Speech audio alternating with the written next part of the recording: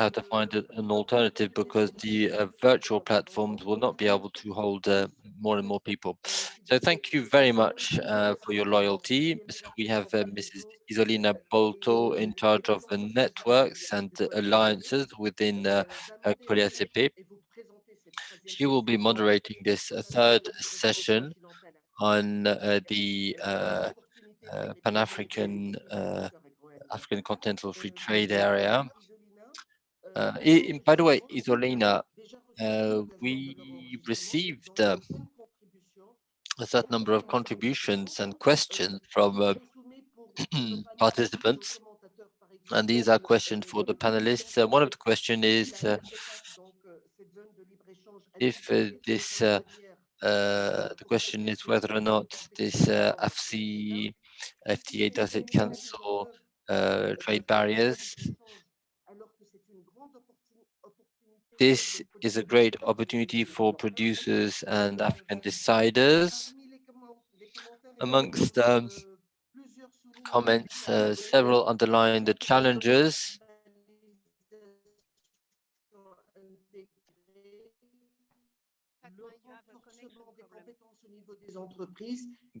skills in companies.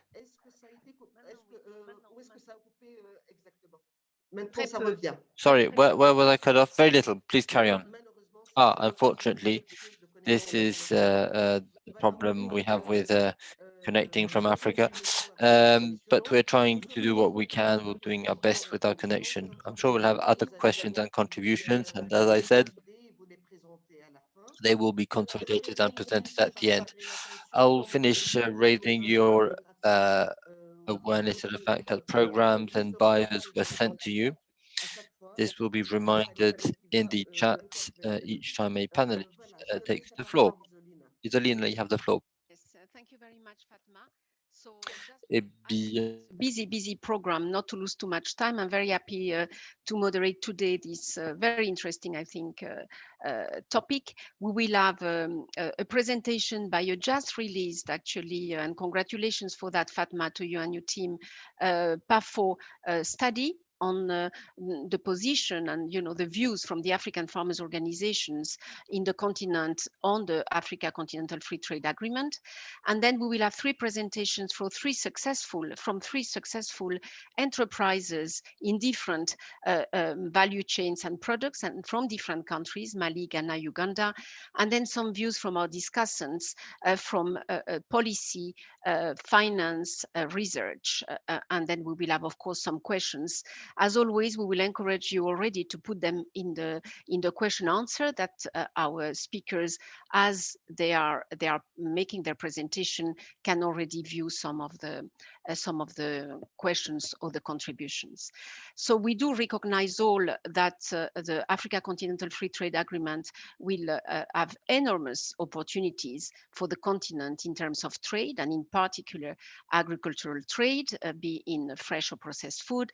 But having said that, I mean, it doesn't go with some also challenges and practicalities, and specifically for the private sector, and even more to the segment, which is small scale, medium scale producers, cooperatives, farmers organizations, and so on. So is this particular angle that we would like to discuss today and hear from the field, from the operators themselves, and see what each of us and how we can contribute to improve or to bring further support. So without major delay, John Bosco KANYANGOGA has worked with PAFO to make this study, and based on surveys and feedback from the farmers. So John Bosco, you are international trade lawyer, but you have also a lot of experience at country level in the Ministry of Finance of Rwanda, but also have worked extensively on the EAC and EAC EU partnership agreement. So you will tell us in a summary, in less than 10 minutes, please, the main findings of the study. I thank you very much.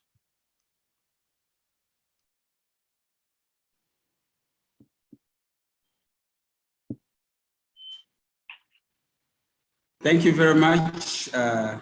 Solina. And I don't know, is controlling the system so that I show my I show my presentation, the slides. I can do that. You told me Okay, that you will very be doing good. yourself. That's why, but I'm Okay, happy to assist. I have opened it.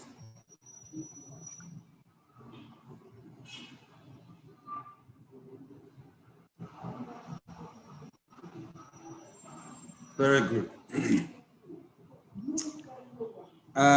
Thank you very much for this opportunity. As Isolina has mentioned, my name is John Bosco KANYANGOGA. I am a private consultant based in Kigali, Rwanda, and my main focus is in international trade and regional integration and general policy analysis. I want to begin by thanking PAFO for the opportunity they gave me to work on this important subject matter, which basically looks at positioning African farmers organizations in the context of AfCFTA. And I know I have very few minutes, so I'll be very, very quick. And according to my presentation outline, I will basically give a very brief background, and then I will touch very quickly on the provisions of the AfCFTA that may or that will directly affect agriculture, henceforth affect farmers on the African continent. And then I'll touch on the regional farmers organizations' perceptions and recommendations. And based on that, I'll show what we are proposing as important strategic interventions that can be taken on moving forward to effectively involve farmers' organizations in the AfCFTA process. And my research was based on analyzing a number of studies, a number of reports, and also talking to representatives of farmers' organizations on the continental level, beginning with PAFO. I had an opportunity to have extensive discussions with the PAFO Secretariat, and also got in touch with the regional farmers' organizations in the 5 regions in their respective structure. So very quickly, the first slide is a very common knowledge for most of us who are keen on following the AfCFTA process. We all know that it was signed on March 18, 2018 in Kigali, Rwanda. And since then, a lot of things have been happening. And as of December 2020, 33 AU member states had already ratified. But when it comes to the signature, actually, all of them have signed with the exception of Eritrea. But when it comes to ratification, which is the actual process of implementation, because when countries sign, the implementation is not automatic until they have ratified. So for those that have ratified by December 2020, they were already 33, but now they are more than that as we speak today. And the trading under the AfCFTA regime started on the 1st of January, 2021. In terms of objectives and scope, we all know it's basically to create one continental market to allow free movement of goods and services, which will be accompanied by free movement of persons. And then the negotiations have been done in phases. Phase 1, they looked at the legal instruments that will allow the movement of goods and services, which include rules of origin, procedures to settle disputes, and also liberalization of key services sectors. And then for phase 2, it's going to be about investment, competition policy, intellectual property rights, and e-commerce. Yes, so basically what I've described is summarized in that chart for those who are interested in understanding basically in a general way what is contained in the African Continental Free Trade Agreement. And there's no need to spend much time on that. Yes. Next slide. Yes. So very quickly, let me dive into the key provisions that if you look at the agreement, if you look at the different protocols, if you look at all the instruments that are going to accompany the agreement, I try to look at some of the key provisions that may affect agriculture and then eventually the farmers on the continent. Of course, right from the beginning, we all know how agriculture is very important in Africa. We know how agricultural products in terms of the fresh produce right from the garden, and also what has been processed in terms of agro products. Very important on the African continent. So even when we talk of just trade, it's trade amongst each other, agro-products. As a matter of fact, agriculture, according to recent reports, agriculture contributes an average of 30 to 60% of GDP and about 30% of the value of exports for most African countries. This is how important the role of farmers is on the African continent, and yet the need to give them their rightful position, their rightful place on the continent. In terms of the provisions that may have a direct impact on agriculture and farmers, the first one is the tariff concessions themselves. When you talk of the elimination or the removal of tariffs, you'll find that some of the products are going to be affected. The agricultural products are also included. Then when we talk of the rules of origin, the rules of origin are going to affect agricultural products, whether they are wholly produced, those that are directly coming from the garden, or those that have been processed. So the way the rules of origin are set under the AfCFTA, they are going to affect the flow of agricultural products while being traded on the continent. Other key provisions are the ones that touch on non-tariff barriers. Some barriers that are not linked or related to tariffs.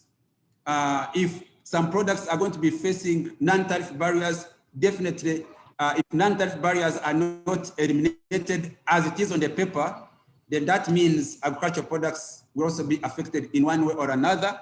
And if they are removed, among the products that are going to benefit because of the removal of non-tariff barriers is going to be agricultural products. And the provision that touch on technical barriers to trade. Technical barriers to trade, basically we are talking of like SPH measures, standards. If those who are involved in the agro-processing, they have to be subject to certain standards for them to comply and be able to export across the borders. Then other relevant measures, the CFTA has what we call the exclusion list, where for countries that want to protect certain sectors or certain infant industries, they can exclude certain products, and that can also include agricultural products, depending on how the negotiations go. Then trade remedies and safeguards. That's also one way of countries, sectors, by invoking some provisions that are built within the CFTA architecture. And then finally, trade facilitation. Trade facilitation is going to be very, very important. The AfCFTA recognizes that and the need to enhance it. And this is very important because trade facilitation usually affects cross-border trade, which, according to most reports on the African continent, has revealed that most of the cross-border trade, especially the informal cross-border trade, the biggest percentage is about agricultural products. And most of the actors are women and youth who are trading these products. And sometimes you find a big number of these traders sometimes are actual farmers who are getting their produce right from the gardens, taking them across the border and selling them. So the more trade facilitation is enhanced, the more it's going to affect the trading of agricultural products and also the profitability of the farmers who are actually producing the agricultural products. And then the next two slides are about the perceptions of the farmers' organizations and the recommendations that we are proposing. So beginning with the perceptions, and these are like practical, if I may say, practical thoughts, practical sentiments, practical observations that we received from the representatives of regional farmers' organizations, where we were asking them to what extent have they been involved in the process and how they find this process important to them and to their respective members in their regions, even at the national level. And generally speaking, most of them say they were not fully or adequately involved in the process. Some are informed, but not so much. Others are just informed in terms of getting information from the media, but then they lack the deep understanding to a point of helping their farmers to take advantage of the AfCFTA. So according to what they communicated to us, their perceptions can be summarized in the following 8 points. Number one, they think there's a need to have continued advocacy on key policy issues that are related to the AfCFTA, so that even if they have not been fully involved in the negotiation process, at least they can be involved in the implementation process. Also, there's a need to strengthen farmers' organizations across the African continent. According to the regional farmers' organizations, they say sometimes to follow up this process, to be involved, to do like different studies, it requires some level of capacity, both technical and financial, which most of the time these farmers' organizations do not have. And hence the need for different partners and stakeholders to work together to build and strengthen the organizations that represent farmers across the continent and at different levels. Then there's also a need to design a specific support program that is targeting the involvement at the continental level, so that a channel can be created and means provided to involve farmers in the AfCFTA implementation process. Then there was a recommendation or a perception that there's a need to support PAFO specifically, so that PAFO can also be able to support the regional farmers organizations, so that they can also in turn support the national farmers organizations until the support reaches the common African farmer on his or her garden.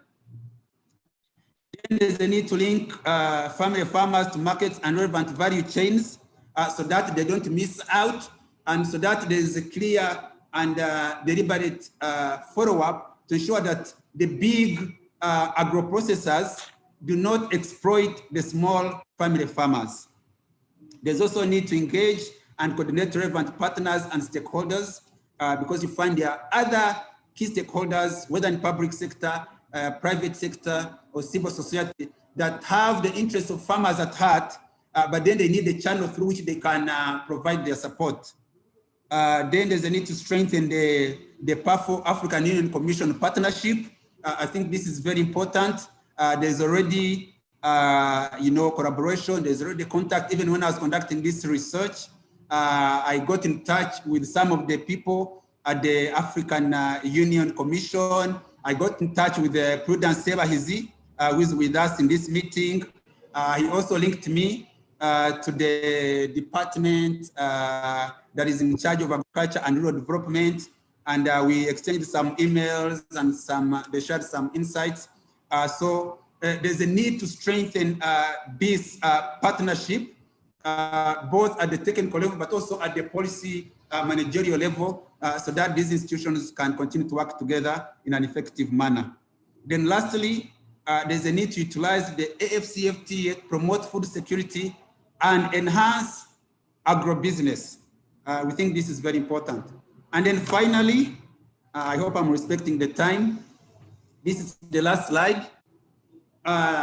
Based on the perceptions of the regional farmers organizations, based on the research that we did and the different reports that we read, and based on the recommendations that were given, we think there's a need to have the following strategic interventions which can help to effectively involve farmers organizations in the AfCFTA.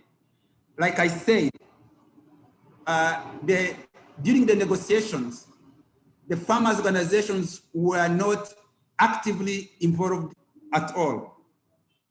But it's not late. It's not late because there are still other few elements that are yet to be negotiated in phase 2. So maybe the farmers organization should be given an opportunity to be involved at that level, but also bearing in mind that though the negotiations are over for some aspects of the AfCFTA, but the actual work is just beginning. The actual work is just beginning, the work of implementation. And I think this is the most even important. So these strategic interventions should help the farmers way forward so that they can be actively involved in the implementation process. And they're summarized in 5 strategic interventions.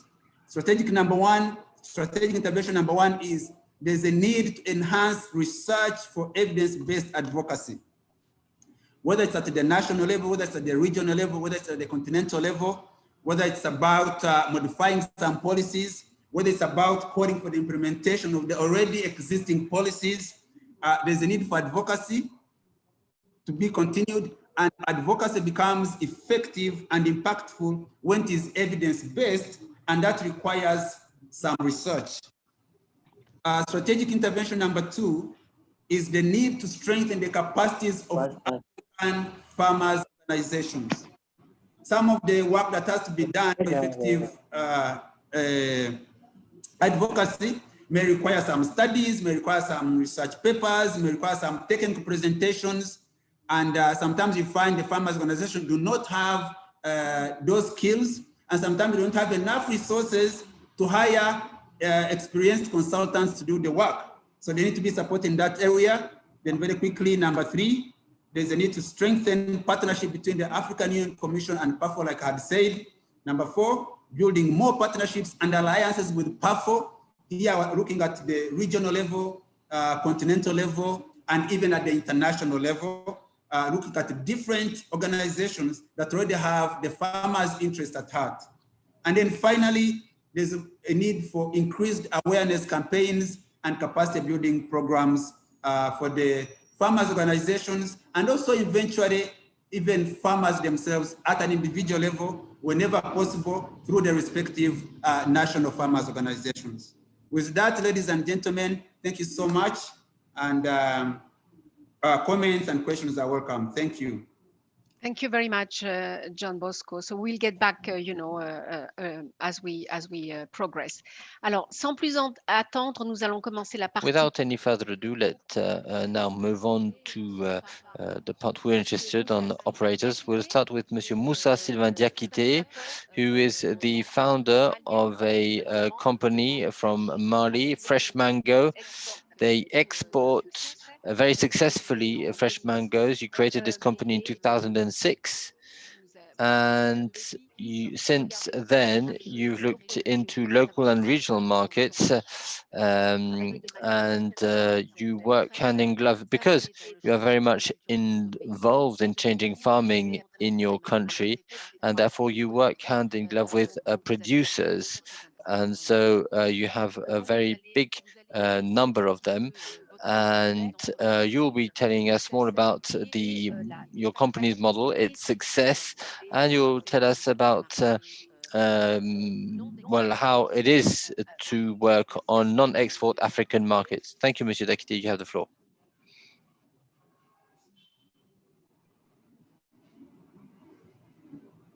Yeah, absolutely.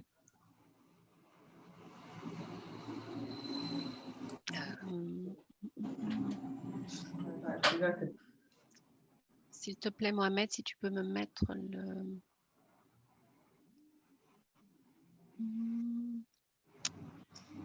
Oui, Isolina. Oui, s'il te plaît. La présentation de Monsieur Diakité, j'ai un problème pour...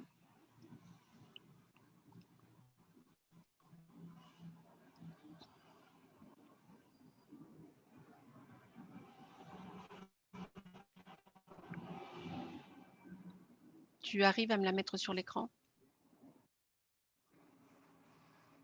Oui, je m'en occupe. Monsieur Diakité, est-ce que vous pouvez activer votre micro, s'il vous plaît? Diakité, could you please unmute your microphone? And ladies and gentlemen, just a few seconds. We are waiting to upload the presentation. Super. Hello, can you hear me? Yes, Mr. Diakité, we can hear you. Okay, great. So, can I start?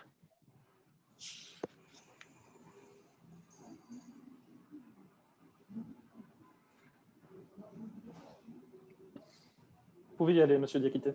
Yes, you can start. You can start. All right. Thank you very much. So my name is Moussa Diakité, and I created SES International. We are a Mali-based company based in Bamako, which is the capital city of Mali. But we work with 48 cooperatives and roughly 200 producers in 46 villages all across the country. So the company was created in 1997. We export 2,000 tons of fresh mangoes to the EU. We have 700 seasonal employees and two centers, one in Bamako and another facility in another city of the country. And we work with the network of roughly 1,000 small producers. And from these 1,000 small producers, 500 are certified and abide by the various standards, or production standards. Now, our products are practically organic products.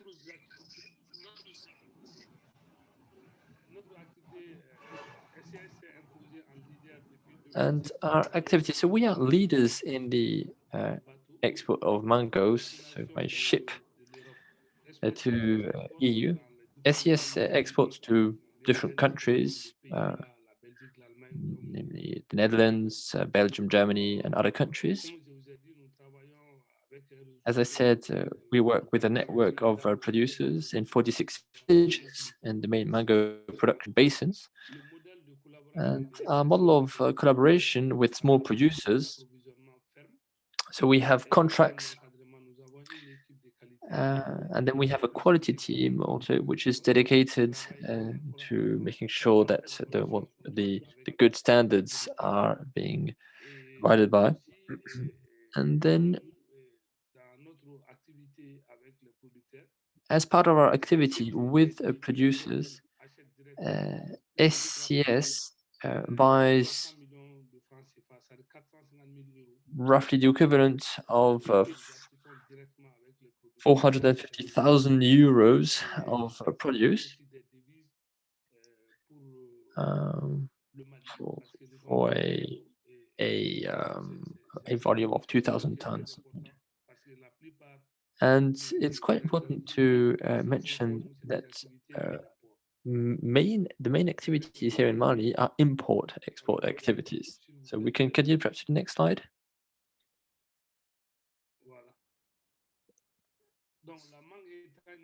So mango is a seasonal activity, and it was important for our company to test and develop so-called secondary crops in order to ensure activity throughout the year, right? Because so the mango activity or season is 3-4 months, right? And so we need to make sure that the producers, farmers have other income sources. So the local market is based on imports from other countries, sometimes far away from Mali. So we organized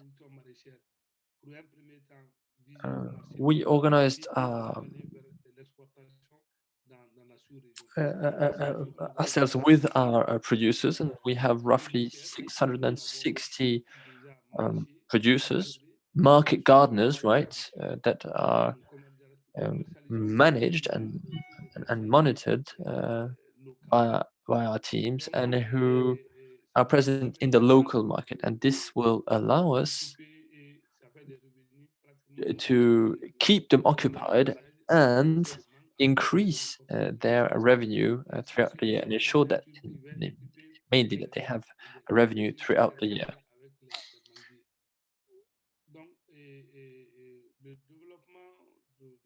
So developing our activities has been quite easy, as we are directly we interact directly, sorry, with our farmers, and we work hand in hand on a obviously a trust-based relation, and this is obviously a very important aspect of our business. And we also make sure that all the people with whom we interact abide by the right production rules. And we try to work with as many organic products as possible. Next slide, please. Right, thank you.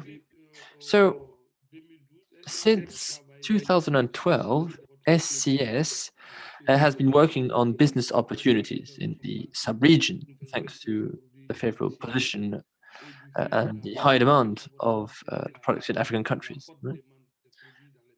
And due also to the lack of production in other countries.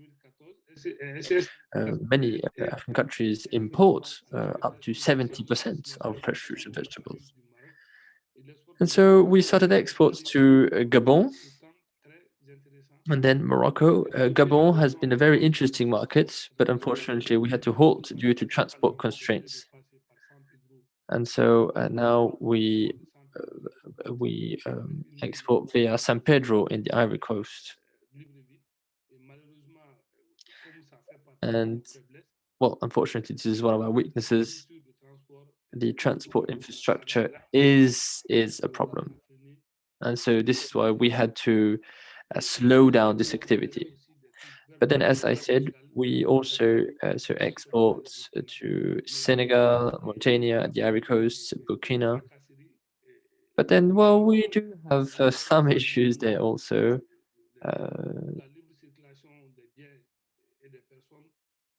And we try to ensure, let's say, activities and goods for everyone, but due to the various issues I mentioned, and namely due to the weaknesses of our transport infrastructure, well, the situation is not that good, and we've been forced to abandon working with some of these countries, and so we focus on the local market, which is easier to manage. So there is a potential in the local market, namely, and the good thing about Mali is that we can produce all year round. Sorry, and we have roughly 360 days of sun, right? And a lot of farming land with the two major rivers in the country. So we have a potential. Now, unfortunately, the mainly the political or geopolitical situation is not in our favor. Next slide, please. Right, thank you. So there are many business opportunities in the West African intra-regional area, 70 to 80% of fresh fruits and vegetables are imported. Mali has the production potential to meet this demand for the local market and for neighboring countries, Mauritania, Niger, Ivory Coast, etc. But it does mean many constraints, and well, we need to overcome these through investment and long-term strategies.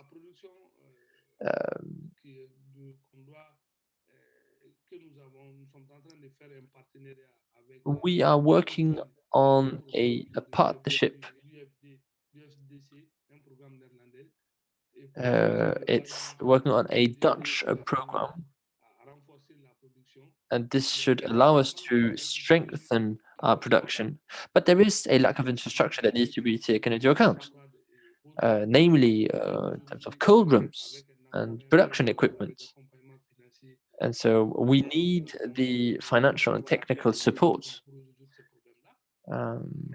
to solve these issues. But then there's also constraints, as I already mentioned, linked to transport, high transport costs, and also the entry fees to regional markets. This is obviously a problem. And this, if we add to this the way the markets are organized, it makes our activity and the intra-regional trade very, very complicated. But then there is a big market and a big opportunity for us. But then unfortunately, it's quite difficult to operate in this market. And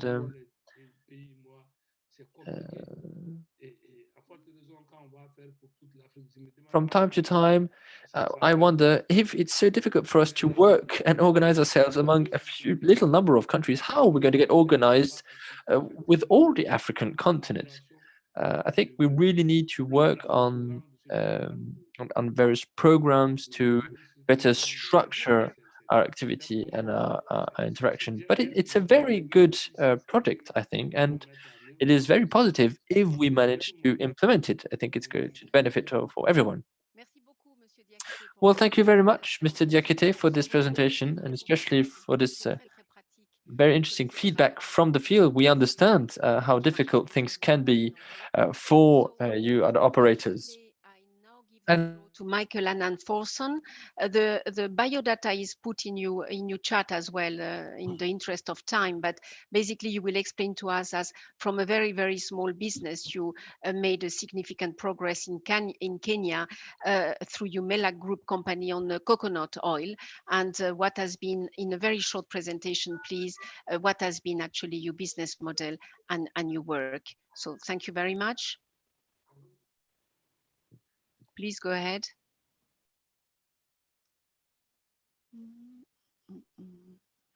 Okay, it's afternoon here. Good afternoon, everyone. Can you hear me, please? Yes, we can hear you. Thank you very much. Isolina, thank you very much. I need Mohamed with the presentation, please.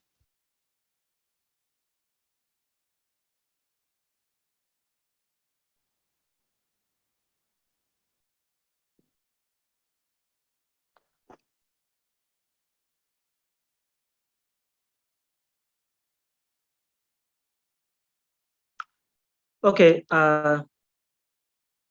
Once again, thank you very much, Isolina, and thank you very much, the PAFO, for such an opportunity. This is my first time of having this thing here. I will not take much of your time. I pray I can do this very, very short time.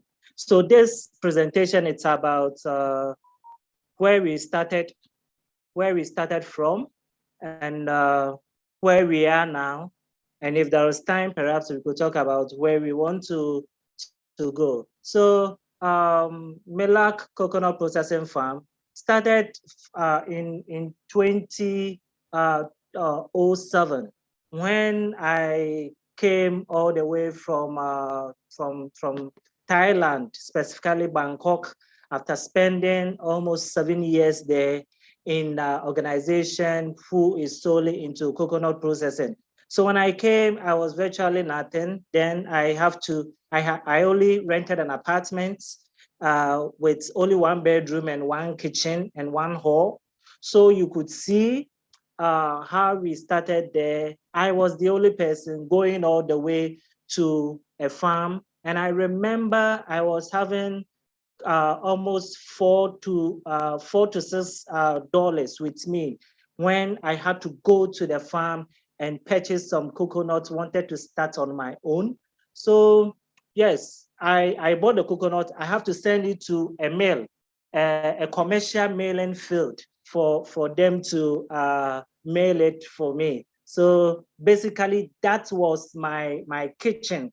And that was how I started with the 5 USD buying some fuel. So can we go to the next slide, please? Yes, so from my $5, what happened was that when I produce it, I processed almost like 400 pieces of coconut. Could you imagine 400 pieces of coconut? At the end of the day, I got only 1 liter. When I got the 1 liter, it did not scare me. I did not eat it. I just divided the 1 liter into smaller quantity and gave it to people and said, this is what we want to do. Could you taste it and see if it is good? So they tasted it and realized that was good. Then someone gave me close to like $100 and said, Michael, could you produce some of the oil for me? So that is my second production. I was able to do 10 pieces of coconut oil in 1 liter package and in rubber package. So this is what you could see now. That was in 2008. So he procured it. Then I realized that, wow, I can do better than that. So people, friends and family members were giving their funds and said, Michael, take the money and produce for us. So now it was not my $5 and now raised to $8, but people were giving me small money. Take $2 and produce for me. Take $1 and produce for me. So that was how we started. So it was family and friends giving funds and I produced for them. Then in 2016, I did this for more than 3, 4, 5 years. So then in 2016, someone introduced a social media called LinkedIn and said, Michael, could you send some of your products on LinkedIn and see if it will work? I did send. We have lost you. Some of the products on LinkedIn. Then I remember around January, somebody from Israel connected me and said, he mentioned his name, he said he's from Israel and that he has seen our products. Can I produce for him? I said, yes, sure, I can produce. This is from my kitchen. I was like, I said, can you produce like 5 tons for me? I said, yes, I can produce 5 tons. I did not know what would take for me to produce 5 tons. I did not even know what to take the number of coconuts, the machines to produce 5 tons. But I was so bold to take the challenge. I said, yes, I can produce for you. So this man has to send, could you believe, this man has to send 35,000 USD all the way from Tel Aviv and said, produce coconut oil of 10 tons for me. I was like, wow, I would do it. So the moment the funds came into my account, I have to move from where I started, from my chamber and hall, straight to where we are now, straight to Ashanti region. So we moved to Ashanti region to do it. So this is where we rented from Accra to Ashanti region with the $35,000 the Israel customer gave to me. I used just a small portion to rent an apartment. The essence of renting the apartment was to get some standards in place, because if FDA want to register your product, if Ghana Standard Authority want to register your product, they would want to come and see the facility, at least a standard one. That was why we have to rent an apartment. So we rented an apartment. I have to engage the community. Was around 16 females that I brought on board in 2016 to support me in this. So thank God I was able to produce it. Yes, I was not having machines yet. I did not worry myself or rush to buy machines. I was using a commercial mailing center where I bought the coconut and I sent all to that place to mail it for me. Then we process it. It took me 2 months to produce 10 tons for this customer in Israel. He has never seen me before. He has never been to Ghana before. He does not know whether I am real or not. But he trusted me, and within 2 months, I was able to produce a good product to this customer. That was our first customer then, thank God. So then from my Israel customer, I had an opportunity from an organization called Roots Capital. Roots Capital was having a program, a workshop, and they invited me that, could you take part in a workshop that we want to do? So I took part in the workshop. Through the workshop, somebody said, Michael, there was an international organization called DFID, UK and India. They are doing a program, a kind of acceleration program. Can you take part? So I took part in this acceleration program. I learned it's about the whole of Africa. And I was among the 14 entrepreneurs who were selected for the program. So this acceleration program was able to produce a grant of 17,000 USD to buy machines. They were not giving the money to you for you to use it. So they were produced, they gave the fund, they supported in getting the machines and also to travel to India to get a good fabricator. So we bought the machine, came to Ghana, and that was how we started. From 2007, when we were producing just 1 liter, today, Melach Coconut Processing Farm, we are doing coconut shell charcoal. We are doing on a large scale. We do all this on a large scale. Our coconut shell charcoal, we are producing a day like 20 tons. We are also doing coconut shell ash potash, which they use for African soap. So we are doing that. We are also doing coconut porridge, and we are also doing coconut oil. Now, from 2007 as at now, we've been able to expand our customer base. We are producing for customers in Ghana, in Togo, in Ivory Coast, and in Europe, and also in US. And we are doing almost like 30 tons of oil a day. That is our current capacity, 30 tons. And for oil, we are also doing water, coconut water for almost like, we do like 20 tons in a day. So these are the people, the customers we are growing as at today. Thank you. Can you go on to the next one? Yes, so currently, Melach Coconut Processing Farm, from the grants that we received from the UK aid, that was the 17,000.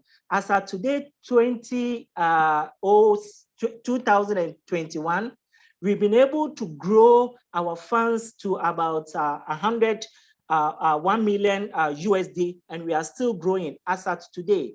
Today, we have moved from the rented apartment to our own facility. So currently, Melach Coconut Processing Farm is operating from our own facility. We have also started, instead of depending on the farmers to supply us coconut, we have now started growing our own 200 acres of coconut farming currently as at now. We have also increased the aggregate, the farmers we are growing. We are currently working with 100 assets today on the 18th. We have increased our farmers from 166 to 171.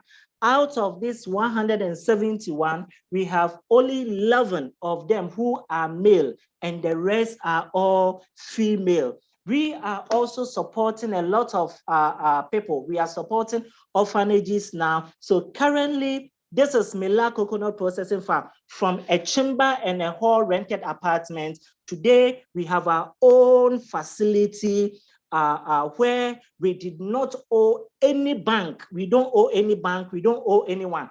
Today, we are exporting on large scale.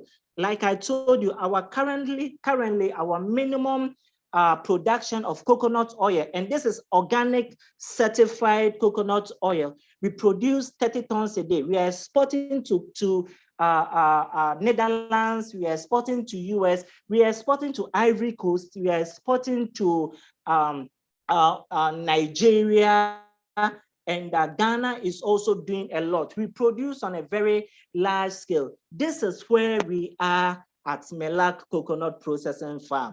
Yes, so I would like to end with our main where we are now. What made us to be where we are now? Like I told you, we don't owe any bank. We've never took any bank facility before. All these programs that we are doing, all these projects are coming from our own IGF, from our own internal generating fund. And the reason is because of integrity. We respected integrity so much, no matter where the customer is coming from, whether the person is paying $1, whether the person is paying $100 million, integrity has been our #1 mark. The next one is focus. We remain focused to where we want to go. We remembered from our kitchen and where we are now and where we want to go. The next one is quality product. This is what I want Africa to hold on. If Africa want to go beyond the world, if Africa want to do better, if the AfCFTA want to do better, product quality should not be underestimated. And that has been our hallmark. We have invested a lot into certification, getting organic certification, getting kosher certification, getting fair for life certification, because we want to grow beyond only Africa. And that last one is about swift delivery. When a customer asks us to deliver in 10 days, we deliver in 5 days. These are our 4 main reasons why Melach Coconut Processing Farm is growing. Thank you very much. Thank you very much, Michael. We are very delayed, but it's very, very actually interesting to see that is really by yourselves and the private sector with very little aid and assistance that makes the difference. So the very, very quickly, Dan Jakana. Now we go to Uganda, same founder of a fruit processing company in 1994, very successful today and expanding. Dan, are you ready? I see that there are many questions as well answered now by our panelists direct, so that will save us some time as well for the discussion. And I need Mohamed to put the PowerPoint, please. Dan, are you ready?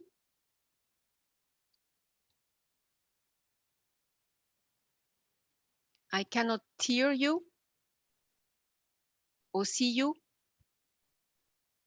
Dan Jakana? If not, we have to, Dan? I don't know, Mohamed, if we can do something. If not, we will have to go, come back. Oh, yes.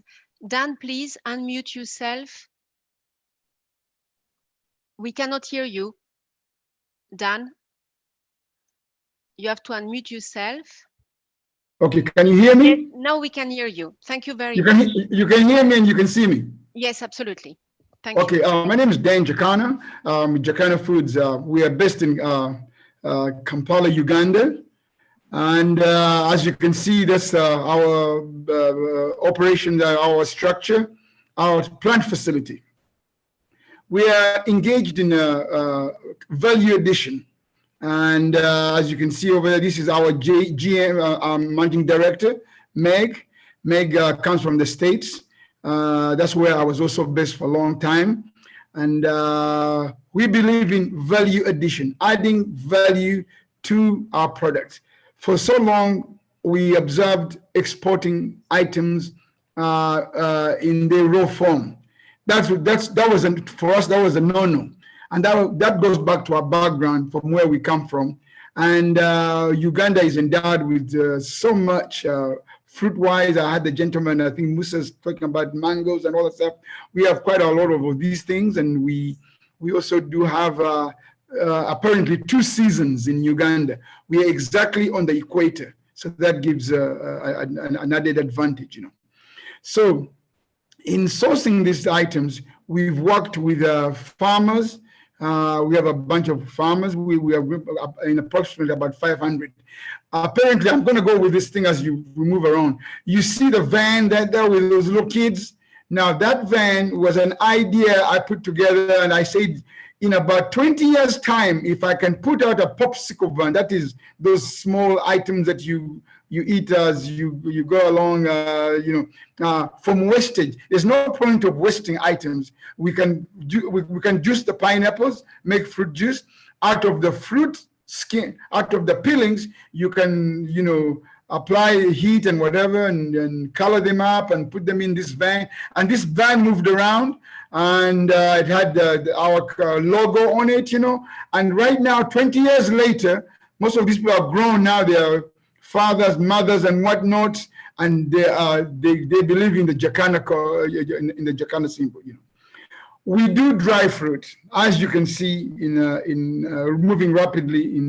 We do also we do natural fruit juice, and we also do packaging. We introduced fruit juice as an item because we were importing a lot of. Uganda was importing, or in the region we are, a lot of drinks like sodas and whatnot. And we already knew that there was no nutritional values in a lot of these things.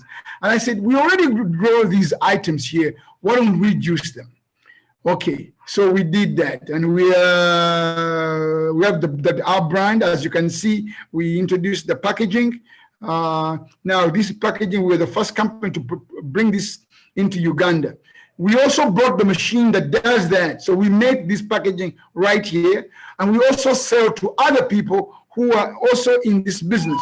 So we have some packaging going into Tanzania. We have some going into, we've done Rwanda, Burundi, we've done some. It goes on the buses, as and also the dry fruit, as you can see on the other end, we also package it. A lot of the dry fruit goes overseas, but we are also making a very big attempt to do cross-border business.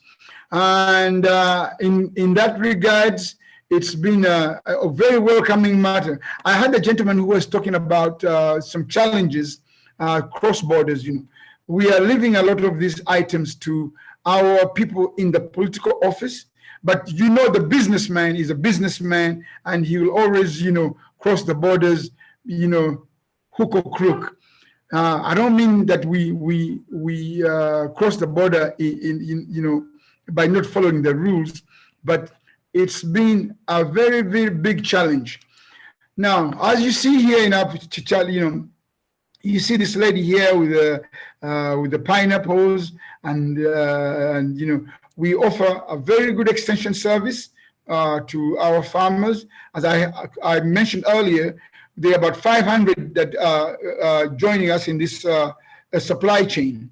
And as you go further across, this is some of our packaging. Our packaging is made right here at Jakana, and we also have certification. We train our employees. We also extend our training to the farmers. As we talk right now, we have some extension people out in the field, talking to the farmers, educating them, making the items very, up to certification, up to standards. We maintain very good standards, at Jakana. As we said earlier in our presentation, we started in 1994. We've been in business for about 25 some years. We are very well known in our region now. and we would like to extend and expand our business, But I gotta say this, is we can have goods into the EU market in North America within 12 hours because they go by air. The logistically, our challenges in Africa is getting the logistics into DRC. It takes quite a bit of time running trucks and all that kind of stuff, But I'm hoping that in the very near future this will come to market. You see here the time to market. We take, for example, in Uganda, we can get into the market a little bit more easy. We've taken products into Kigali, I believe, on the buses. Those that go there. The brand, the market brand, the Jakana brand is pretty much known around, in Tanzania, in Kenya. We've done the supermarkets.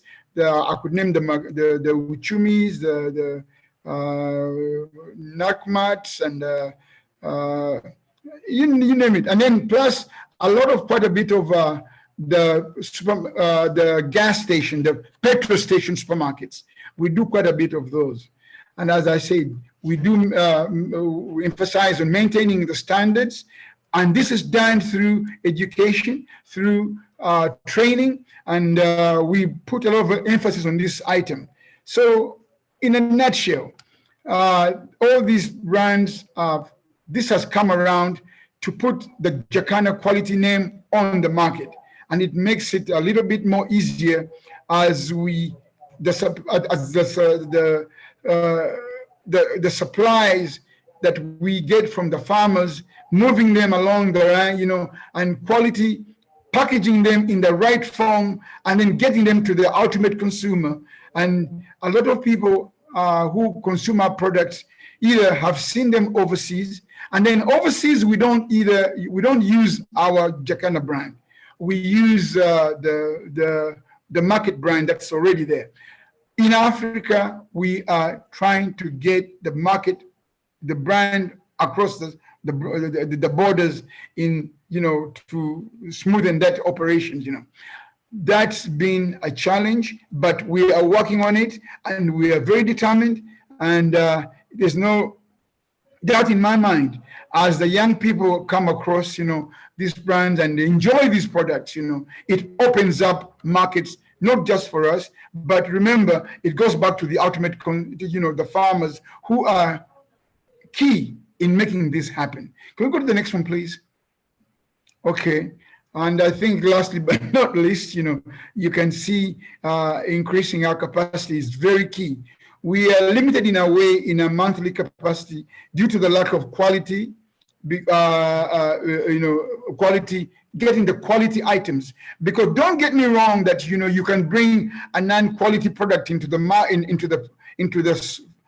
plant, and then the plant will process into a better. The quality starts at the farm level. We have to have that, and the demand is increasing undoubtedly. As I told you, we do take items mostly a lot overseas, but also the items that are needed in the local market. So that is a challenge. And also our factory has been around for 25 some years. It needs to be updated. Equipment needs to be updated. As long as we talk about the free free trade market in Africa, a lot of these things will have to be looked at, and when we look at it, and we need to improve them as we go along. We are key, and not just us. Even the other companies that are coming along will have to be players in this regard. So certification, which we have. As I say, we do the other market, the EU market, the North American market. Now we want to do Africa. We want the African market to be integrated because we have these items. There's no point of getting stuff from the other end and bringing it over here when we in Africa, as a local producer, we have them. So we need your support. And as I said, not just, but as we Africans, as we get to improve and become big players in this, this will become to play. I do thank you for listening, and if you have any questions, don't hesitate to get back to me. Thanks. Thank you very much, Jakana. Very, very interesting presentation as well. So without major delay now, that then we can have a discussion because we are a bit late, and I would be very grateful if the discussants can shorten their time. We have three. We have Prudence SEBAHIZI, who is the Chief Technical Advisor of the Africa Continental Trade Agreement at the African Union Commission, and of course he has been from previous assignments as well in his country and in the region, very, very familiar with free trade agreements, including at the Eastern African region. We have Lucy MUCHOKI from the Pan-African Agribusiness perspective and agro-industry, and we have Remco VAHL from the European Commission, with, of course, a very strong partner of the African Union Commission from the policy side. But of course, we all knew as well that the European Commission is one of the lead donors, and in particular also to the private sector.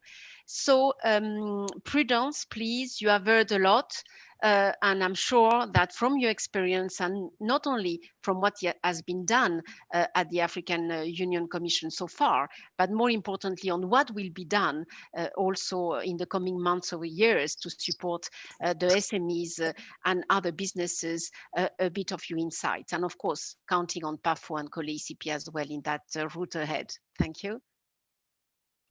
Thank you very much, Selina, for that kind introduction, and good afternoon, everyone.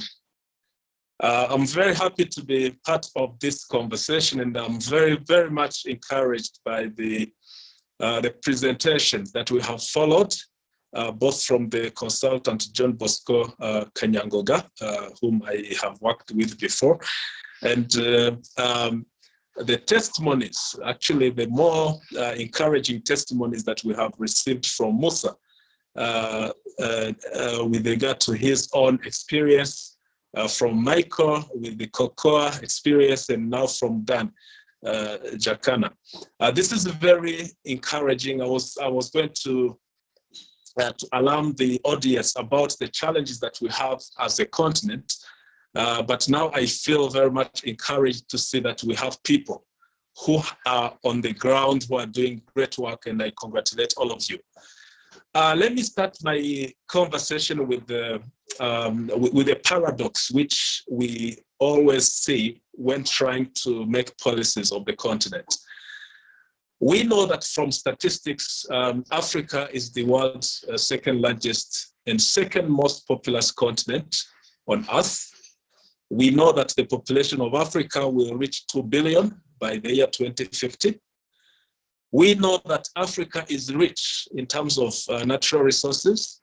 Actually, it is estimated that Africa holds about 30% of the remaining Earth mineral resources.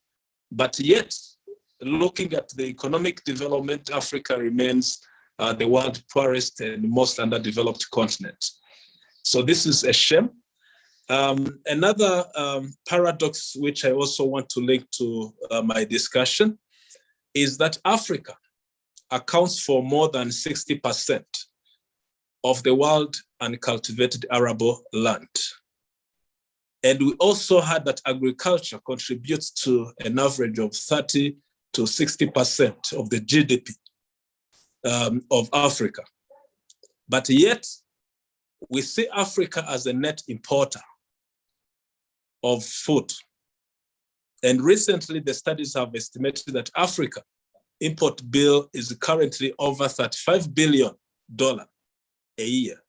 And this is even projected to increase up to $110 billion by 2025. And I think this is something that we should not take lightly. We have to look at it seriously from policy perspective. I have followed and analyzed very carefully the challenges that farmers are facing today. And most of them are related to market structures both access to the market, but also terms of trade. I think this is very important. Not only access to the market, but look at the terms of trade.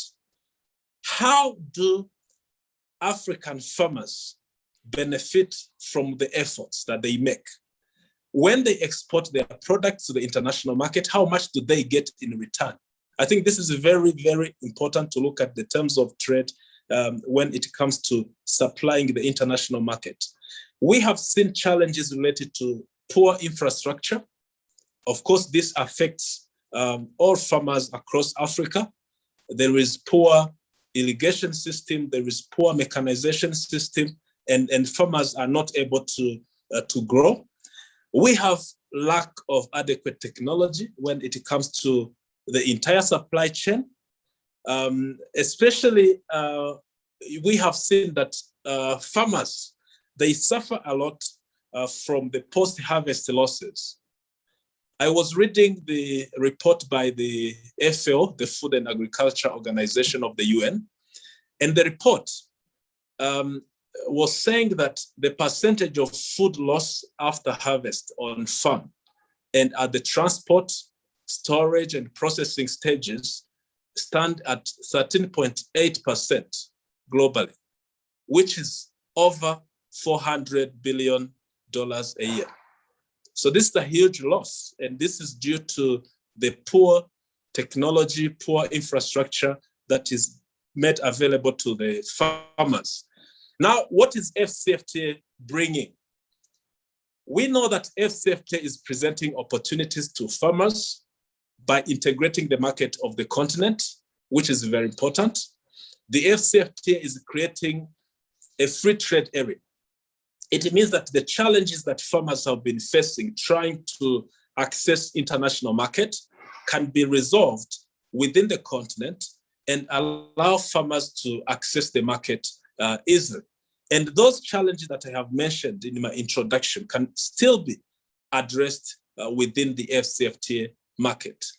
Recently, we have seen the study by World Bank, which has estimated the positive impact of the AfCFTA on economy of Africa at macroeconomic level, that the AfCFTA is going to bring about $450 billion on the Africa's output, growing the Africa's economy by 7%.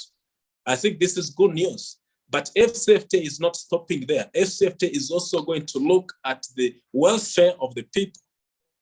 The study has shown that AfCFTA, if well implemented, it is going to lift up to 30 million people from Africa out of extreme poverty, and another 68 million people out of moderate poverty. So in total, we are looking at lifting about 100 million people out of poverty if we implement fully the AfCFTA. But this cannot only be achieved by access to the market. We need to come up with serious strategies and policies that will address the supply side constraints, because AfCFTA is a market, but we need to produce for that market. So I would like to emphasize that the African Union policy is to promote Africa's manufactured goods and services. We have a market, but we also have to promote Africa's manufactured goods. And this can only be achieved by putting in place policies such as the SMEs policy, which has already been developed by African Union, and it aims to address some of those challenges to allow farmers to integrate into the regional and continental value chain and supply the AfCFTA market. But also looking at some other issues related to access to finance, access to infrastructure, access to knowledge. It's very important to understand that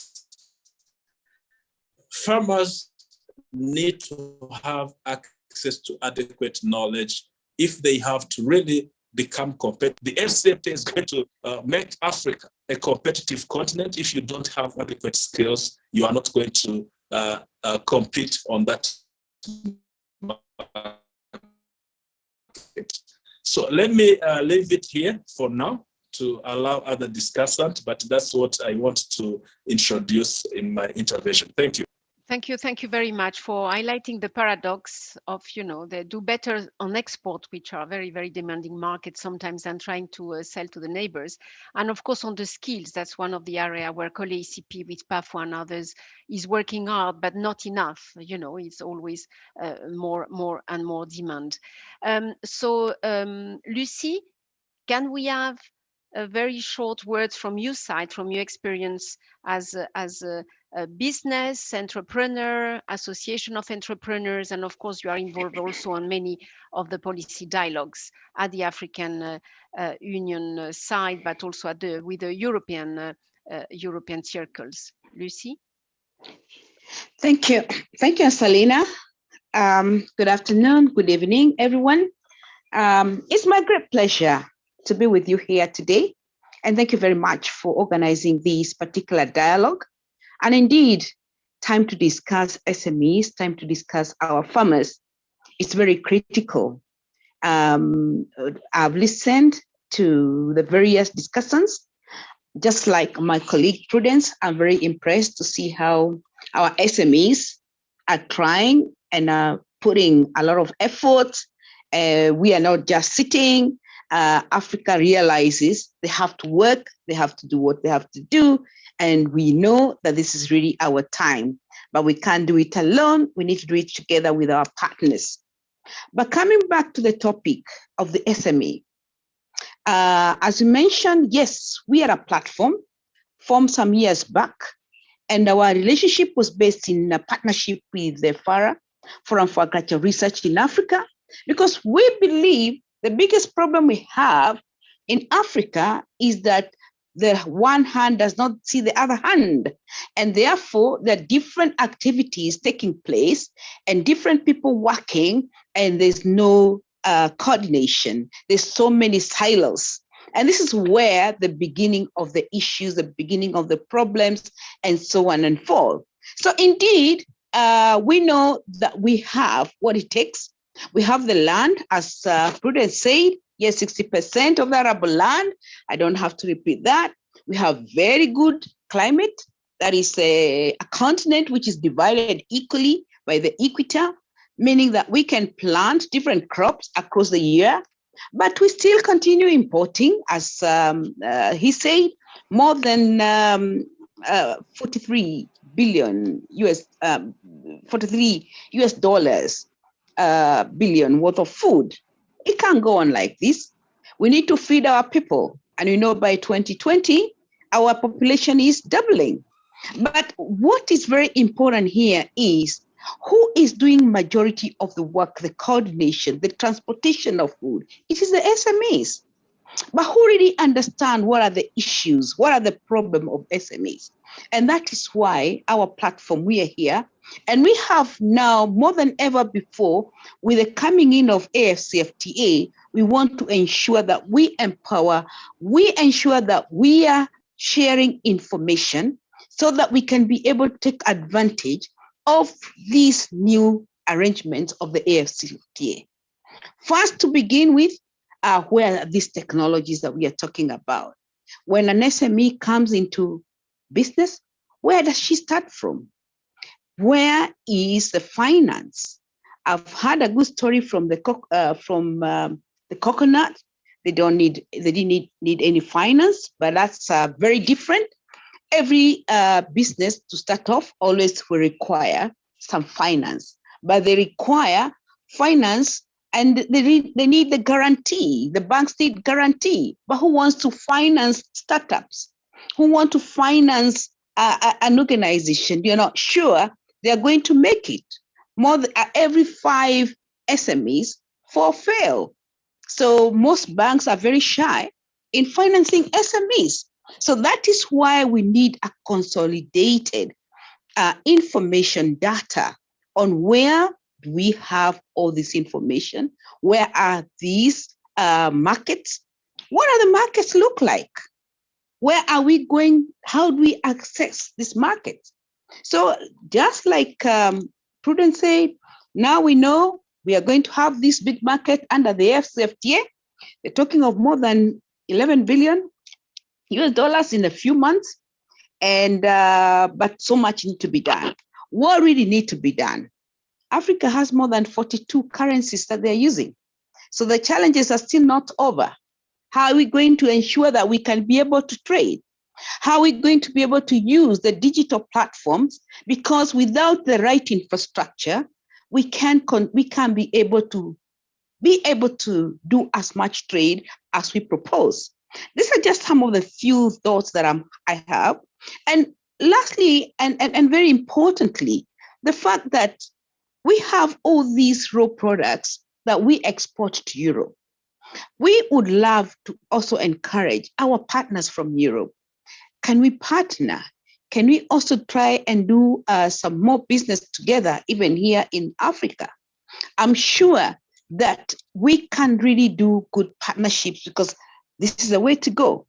However, we must also be clear what are the kind of standards, what kind of capacity does Africa need? What is the role of the government in facilitating these policies, the environment, conducive environment for these partnerships? I've seen so many partners who come to Africa and they're unable to survive. So the government must support the investments, invest from Europe and other part of the world to be able to spur and build the SMEs in this part of the country, and so that we can also be able to trade with each other. We see how Kenya, for instance, has done very well in accessing the markets for flowers, for horticulture in Europe, and other countries are starting to do the same. We have seen now it's not just the big companies which are accessing export markets in Europe. We also now recognize that SMEs are also accessing markets in Europe. So why would the SMEs not be able to access the same markets across this continent? So indeed, the standards have been set, but we need to ensure that Africa also has one agreed standard. Just like the way we have the Africa EU standard, is a high time we also came with our own Africa standards so that we can be able to be guided when we are trading with each other. I have listened the Secretary General for AfCFTA. He's around in Nairobi and he's doing a very good job. He's trying to fundraise so that we can try and pool funds together that can ensure that our SMEs are financed and there's guarantee from the governments. As yet again, I want to reemphasize, it's so important that the government has to play their role. So is the banks, and so will the SMEs as part. Lastly, and most importantly, let the SMEs learn to work with one another. They cannot continue working in silos because they'll never have standards. They'll never have quality and quantities. They need to aggregate. They need to cluster so that they can be able to access what we call what we need them to access a lot of services, and most of the services are scattered. But when you cluster under special economic zones, the agro-food banks, I feel that is how we'll start transforming our African SMEs, and also ensuring that we are going to support our digitalization. I don't want to talk much. A lot has been said, but this is a very important discussion, and moving forward, I look to discussing more and engaging our farmers through PAFO and COLEACP works with us. We are happy to have opened an office in Nairobi for Africa, and we know that with this, we can access and help our SMEs to achieve these standards that we are talking about, an office that is going to support not Kenya, but Africa as a continent. Thank you very much. Asante sana. Asante Sana. Thank you very much, Lucy, because they are very good additions to what Prudence has said on finance, on the need, to also to trade with actually with the EU counterparts, which is one of the core areas of COLEACP, but also what we want to upscale with the PAFO and other partners. And this link very well with Remco, because within the partnership with Africa, Union, EU, there would be, of course, we are in COVID times, but they have been long-standing private also sector meetings, which I hope will continue because they were of great value as well in exchange with the EU counterparts, not only for markets, but also, for knowledge, skills, etc. Remco, happy to see you because it has been a while actually because of the COVID time. So if you can share a few insights, please, from the European Commission here. All right. Thank you, Isolina. Welcome, discussants, panelists, and audience. In fact, I'm really pleased and honored to be among you. The people who are making Africa move and who are working to make sure that this African Continental Free Trade Area is going to be a success. And there is lots of ways in which the European Union can be a partner. Because all these great people already said it, we need partners, and the European Union is suggesting that perhaps it can be one of these partners. I will also welcome the study that was presented. I think there are some really excellent recommendations in there. I'm not going to go through them one by one because I know, Isolina, that you are so pushed for time, and there are so many good people who will want to ask their questions, etc. So the other thing I'm not going to do, but it's important that you know, and Isolina already mentioned it, the European Union has direct support for private sector engaged in Africa in general, and agribusiness and farmers organizations in particular. And many of your guests, Isolina, will know more about this than I. And it's not a topic you asked me to talk about. No, what I want to really focus on is to be a bit specific about the different ways in which the European Union is proposing itself as a partner on this enormous flagship project of the African Union, which is the African Continental Free Trade Area. And I will start with the financial side because it is perhaps the most visible one, but doesn't mean that it's necessarily the most important one. 74 million euros were already put aside to help the African partners negotiate and put into practice the African Continental Free Trade Area. And I don't want to dwell on the numbers, but I think the ways in which this is done, and I'm talking about the continental level, reflect to an extent also the importance of the private sector and, as they say, of non-state actors in getting involved. And there are a few things there that I think your audience will find interesting. So roughly speaking, you can say that so far 26 million euro have been spent on support to negotiations, and maybe 40 million could be classified as more being about implementation. And as somebody very rightly said, I think it was Mr. John Bosco, there is scope in both these processes for non-state actors to get involved and to have their voices heard and to make their contribution. And so, for instance, we work with the United Nations Economic Commission for Africa to help roll out the African Continental Free Trade Area and to extol the benefits in the different countries. And of course, this has to be done not in a vacuum, but in dialogue, direct dialogue with stakeholders. And stakeholders is just another word for businesses, civil society organization, people. So in the design of the European Union support, the involvement of these actors, they say, is very much involved. There is an institution being set up, which is called the African Union Trade Observatory. And it's not an ivory tower, it's a platform where people and also businesses can get information about what's really happening under the African Continental Free Trade Area. It's not a European project, it's something that the African Union is doing but we are supporting that. So there are just two examples from the support to negotiations. If we look at support to implementation, I thought it was interesting to highlight maybe three things. One, the European Union is supporting another African Union project, which is the geographical indication strategy. You know, a very important way of adding value to agriculture activity, and we are supporting that. The European Union is supporting another thing that's run very much by Africans, which is implementation strategies. African Continental Free Trade Area implementation strategies. These are now very necessary to make sure that things happen in the right way.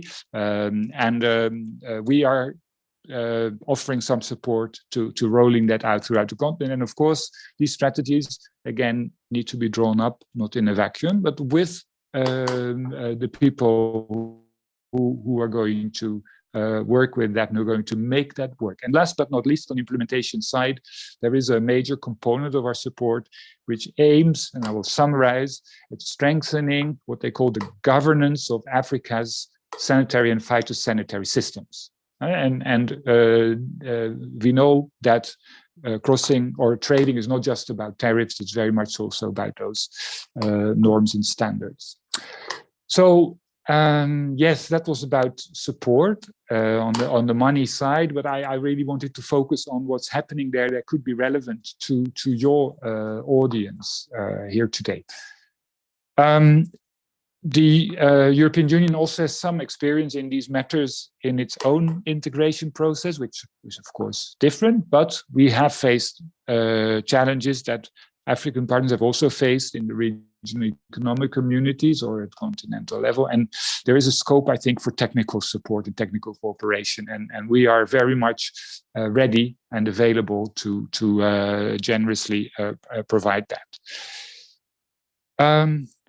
So politically also we're fully aligned. There's a number of documents that I could refer to, and that is not for now. There's just one other aspect that I want to touch upon, because some people ask, yes, but how does this African Continental Free Trade Area relate to the trade agreements that the European Union has with African countries in North Africa or in Sub-Saharan Africa? And how is this compatible? And they're not talking about technical compatibility, because we know that you can have overlapping free trade, that you have some ways of benefiting from free trade when you trade with your neighbor, and another way when you trade with, for instance, a big overseas market like the European Union. And so what we are trying to do there is really to continue to create new opportunities for African and European business, using similar tools, pursuing similar objectives. And it's a conversation that is ongoing with the objective very much for these trade agreements that the EU is responsible for on its side, for them to be synergetic and to be building blocks for what the African Union itself has decided to do, which is this African Continental Free Trade Area. With that, Isolina, I will stop. Thank you. Yes, thank you very much, Remco. And in the implementation strategies and practical support, so you know that will follow, of course, that it will be more regional, local, etc. And we will be happy again to be involved. I saw many exchanges. It seems like a very active group actually today. I see some also, Fatma, of course, of the networks. I see the CEO of EAFF and the president of ROPA, and I really greet you, all of you, I mean, because we are very close, and we are very happy that you can be with us in the very busy schedule. But Fatma, I'm sure that it was not an easy task for you to summarize some of the questions now for our panelists. Some, and I thank you, you have been answering some already in the chat, but Fatma, could you summarize some of the ones burning from this very hyperactive group we have today? Yes, I will try, Isolina, and I hope my connection will remain stable. since it's raining in Kigali, and I hope you are following me. So, and I apologize with the translators because I'm going to switch from one language to another. So first, as a reminder for all who have asked the presentations, the PowerPoints, the links, the recording of this session, we are going to share all this with you later. So don't worry, we are going to follow up and to give you all these links. First, let me go in general remarks. So is there an ongoing discussion about the use of blockchain technology for solving challenges related to tariffs, rules of origin, etc.? And if so, what is the positioning of African Union and member states? I'm going back to the questions, very specific questions, but so when we are going to give a little bit more support and to youth, and here perhaps Mr. Mohamed, we are going in one of our sessions, we are going to focus a little bit more on youth, on structures, financing youth, etc. So please keep following us because it's in our program of the innovation sessions. Les problèmes transfrontaliers, donc là c'est une question. Trans-border issues. So this is a question that has been asked quite a lot with regards to trade. How can we manage these trans-border issues, and how can we imagine a free trade area if these issues remain? Overcome the payment challenges within Africa and the tax challenges as well to implement the free movement of products, but I will add the services as well. What will be the impact of COVID on this free trade area? What is the agenda for implementing the two phases of the African Free Trade Area? What else? Gideon, thank you to be with us, and he's mentioning that there are still challenges. Intra-regional trade import bill are very significant. So how to ensure that there's stability of trade policies, how we can advocate towards financial service providers as well. So these are very general. Let me give perhaps some questions, and thank you for our panelists who have answered directly in the chat or in the question and answer part. Some questions, Monsieur DIAKITÉ, vous avez déjà répondu, mais Mr. DIAKITÉ, you have already answered some questions, but I think it's very important for those of us who are following us to have a really good understanding about organic production. How do you manage pests and fruit fly and so on? I think it's very important to provide answers, but it's very interesting to see what you've been able to discuss in the chat already. Now, processing, do you do processing? You answered no, but the question is being asked again. Why do you not do fruit processing? What are the organizations, or how do Mali national organizations support you? How have they supported you in the past? How have they been involved in this free trade approach?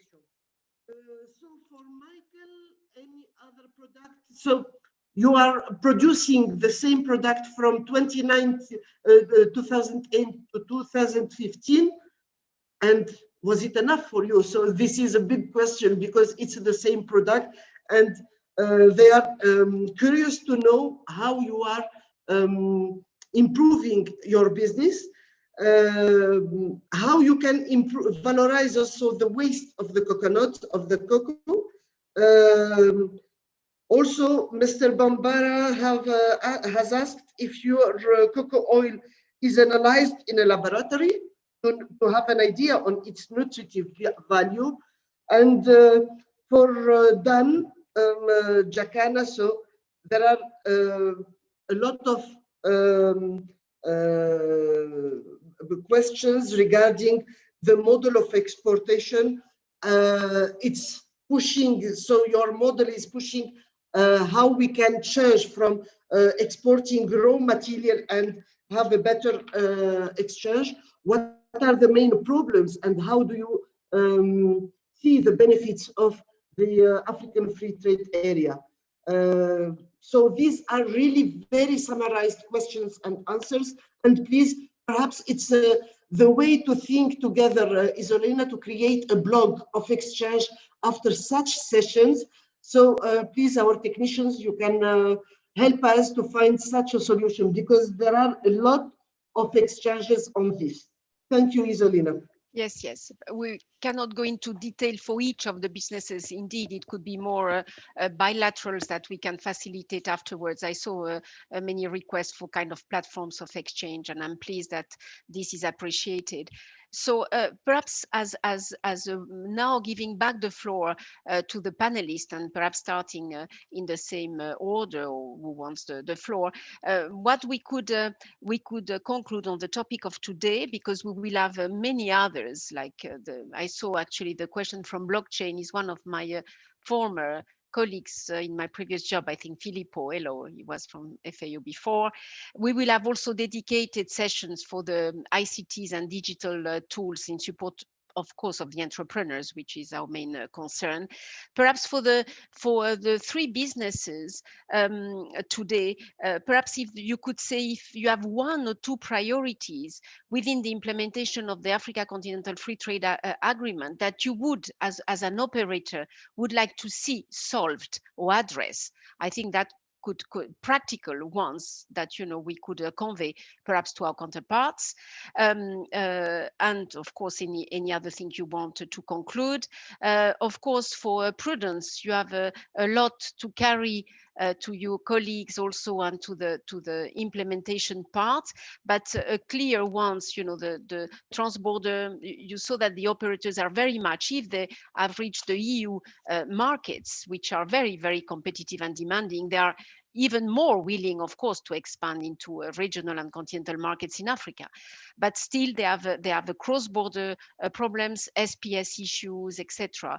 What are the key, from a private sector perspective, what are the key topics that you are going to handle or to consult perhaps the industry in the coming months? Or could we have a follow-up conversation where, if it's not today, we could convey the responses, and if the COVID-19 indeed the impact will delay very much, perhaps you can take this question.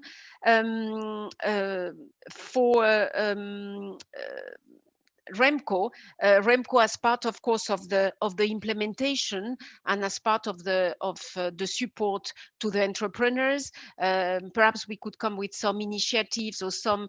I know that on finance as well, you are supporting through some of the blending mechanisms, although sometimes it's not completely at reach of the small scale operators as well. But I know that some efforts are done on this part, and on the negotiation as far as you are concerned from the non-state actors, which include the private sector, perhaps to have to include them more in the coming sessions this year and next year. That some practicalities, as you mentioned yourself, GIs, we have got with Fatma many requests for geographical indications, but still they are unaware and not enough information on that. So perhaps the way to go is not to solve today, obviously, but to have groups of operators that could discuss with you. So these are just some ideas on how you can get some of the questions forward. And of course, Lucy, you have mentioned many of those, but from your experience already, being well, we are glad you are in Kenya, because COLEACP has also a big office in Kenya now. How we could get that exchange forward. So perhaps I start, Monsieur DIAKITÉ, and then Jeremy, if you could give us after them some also insights, because you have been listening carefully and you didn't want to speak before in the interest of time, but if you could give us some insights as well. Monsieur DIAKITÉ, peut-être. Mr. DIAKITÉ, if you want to start, perhaps one or two things, right? What is a priority for you so that the people who are in charge of implementing the agreement could take into account? Well, yes, perhaps they could allow us to improve free circulation, a free movement. This is very, very important because laws, okay, right. But I think it's easier to go from Bamako to Paris than to go from Bamako to Abidjan. How can you explain that, right? How is this possible? I think this is really very important to tackle this issue. And then, yeah, we need to organize the markets. These are the two main issues, I guess. All right, thank you very much. Anything else you'd like to add? Very briefly, Mr. Diakité? Or should we continue with Michael then? Yeah, please go on. Thank you very much. I'm done. Thank you. One or two things that, of course, you can share, I mean, in the chat, or perhaps all the details about the nutritional values and the laboratory you uses, etc. Because obviously, exporting at such level, you have, stringent, standards in place. But on the ways on which, as operator, we saw your success, and you would like our friends Prudence and his colleagues to move forward in supporting the operators, what would be your top one or two actions? If you unmute, please, Michael. Okay, is it done? Thank you very much, Isolina. Yes, regarding certification and information, the value information, yes, we take it very, very serious. We have an organization in Belgium called Primoris Laboratory International. They handle our laboratory analysis. So, for one to be called organic certified, it is not just the name. It should be certified by getting a right laboratory organization. So Primoris in Belgium is handling all our laboratory analysis. Certification is being done by the Control Union. Control Union handles all our certification. Then we have EcoSet. EcoSet is handling all our fair trade, fair for life certification. Now back to funding and for Africa. You see, we cannot do everything with money. We should not expect the Europeans always that, where do we get funding to do this? Where do we get money to do it? Let's take time to grow. Tell entrepreneurs not to look for funding from Europe, from whoever. Tell the entrepreneurs that it should take time to grow. Take time to understand. Meat is very good, but you cannot give meat to a one-day-old born baby until you get to that age. So take your time. COLEACP should come on board. PAFA should come on board. Educate these entrepreneurs to understand that it is not all about money. When we started, we knew that the banks will not mind us. So we never thought of going to the bank for money. But I took time to go hungry and use my $1 to produce. Today, Stanbic Bank is running, knocking on our doors for money. Today, Standard Chartered are knocking on our doors to money. Why? Because we took time to grow, and now they are running to us to give us fundings to expand our business, of which we are not even minding them. So that is one. The next thing, when it comes to the free trade, which is coming on board, I was telling partners that this African Continental Free Trade Area, which is coming, is like a blessing and a curse. It's a blessing and a curse in a way that for countries which does not take the opportunity other countries who have taken the opportunities will come and overtake your country with their product, and you cannot stop them. So what do? This is the time we got to put right things in right. Africa must learn to do right. Africa must learn to produce right. Africa must learn to respect integrity, even when nobody is watching.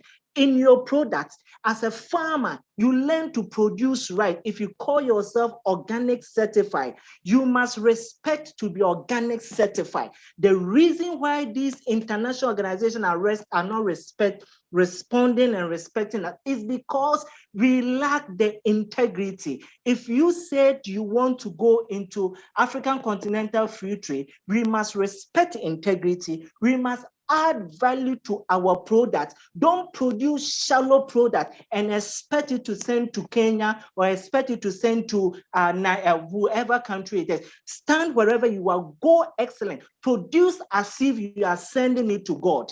That is that. And with this, Africa can grow beyond that. But if you don't do this and you talk about funding from banks, bank will not mind you.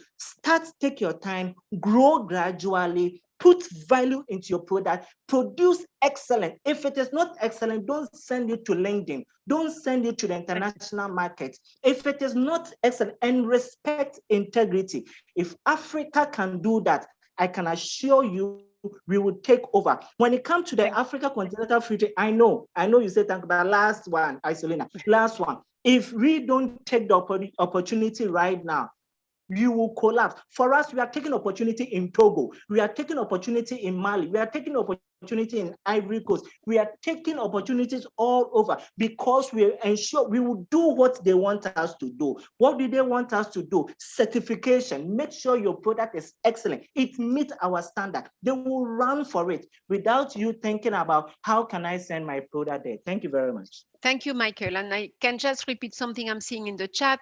Words of wisdom, Michael, well said. So now we go to Dan, please.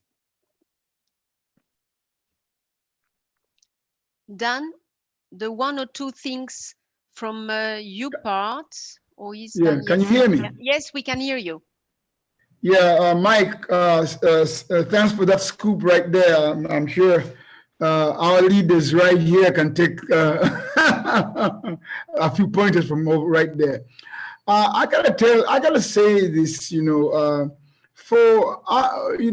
we have potential, ain't no doubt about that. But these cross-border issues are very, very challenging. Having lived overseas myself for a while, and I seen a great country where you have 50 states, 50 countries crossing borders. You can cross the border unchallenged, take your goods unchallenged, But here, this is a very, very big problem. And if we are going to grow this by just using the small traders, we have a long way to go. Now we have businesses that have been set up. They're structured. Some of us are doing business exporting, across continents. But then you come down back to Africa, whereby just going to the DRC, you can move a truck and the truck can spend 2-3 days trying to negotiate going across the border. And as a businessman, how many of us have that kind of time? When your goods are packed across, you're paying the driver, you're picking the tanboy, So this is going to be still going to be a big challenge. And I am calling on the people who are trying to help us integrate this thing. If we're going to be serious, you got to be serious players. We have about 42 currencies. Imagine 42 currencies. If we need to use the euro, let's use the euro. If you use the dollar, let's use the dollar, because these currencies going across the bank, trying to get into the shillings and then changing into the francs, and then they tell you have to change it into dollars first. And when it gets over there, then they can cash it into the other currency. These are all challenges that are not taking us nowhere. Let's get real. I mean, the world is upon us here. Our young people are looking at us. We got to set these examples. Something has to break. I call upon the people who are implementing these free trade zones, whatever, free trade across the border. Let's get serious. And Mike, I salute you on this thing about being honest and being truthful. Is a big challenge here. We have some ways to go, but we can make it happen because we have the goods and we have the know-how now, and all we need to do is shoot straight. Let's be honest with each other. Thank you so much. Thank you very much, Dan. Thank you. Prudence, from what I said, perhaps there are things obviously we cannot solve today, but there are two main things. One is probably, and including from indeed a very good study from PAFO, lack of awareness or information of what about the AfCFTA and what it entails specifically for the private sector. And two, which is derived from the first one, is also taking into account the specific needs, from the private sector itself, which goes again from cross-border to SPS, etc. So please, Prudence, could you give us some of the things on way forwards, perhaps? Yes, thank you very much. Let me also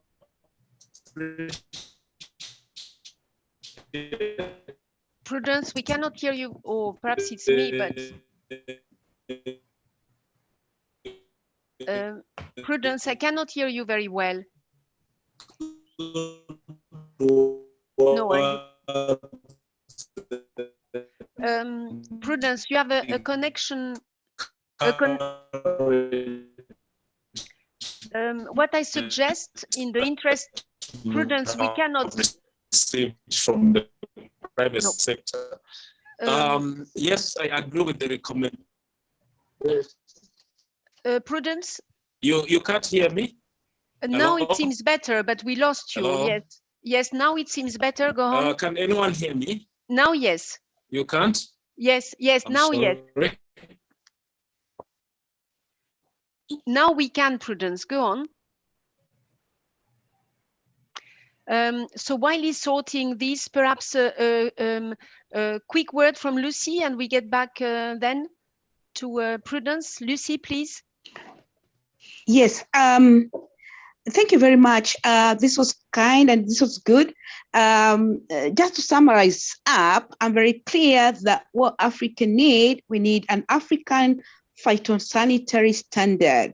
And I think, COLEACP, this is your role to work with us and hold our hands.